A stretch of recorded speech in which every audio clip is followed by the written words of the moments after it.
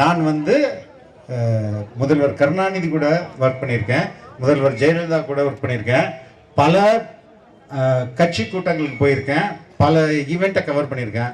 ஆனால் நான் முதல் முறை விக்கிரவாண்டி மாநாட்டுக்கு போனேன். அப்பவே முடிவு பண்ணேன், தமிழகம் ஒரு பெரிய மாற்றத்துக்கு தயாராகி விட்டது, இதை யாராலும் மாற்றவே முடியாது அப்படின்றத நான் உளப்பூர்வமா உணர்ந்தேன். அதுக்கப்புறம் மதுரை மாநாட்டில் என்னடா சரி ஃபர்ஸ்ட் மாநாடு தான் இப்படி இருக்கு, ரெண்டாவது மாநாடு இப்படி இருக்குது, ரெண்டாவது மாநாடும் அப்படின்ட்டு எனக்கு புரிஞ்சுக்க முடியல. சரி அவங்க மாநாடு தான் இப்படி போது போல இருக்கு, மக்கள் சந்திப்பு பார்க்கலாம்னா திருச்சி மக்கள் சந்திப்பு பார்த்து ஐயோ போச்சுடா, இனிமே எவனுக்கும் இங்க வேலையே கிடையாது.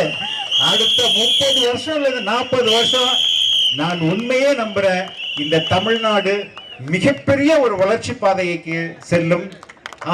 நமது வாழ்க்கை எல்லாம், உங்களுடைய வாழ்க்கை, ஒவ்வொருவருடைய வாழ்க்கை மாறும்.